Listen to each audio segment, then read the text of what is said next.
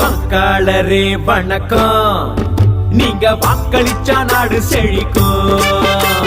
வாக்காளரே வணக்கம், நீங்க வாக்களிச்சா நாடு செழிக்கும்.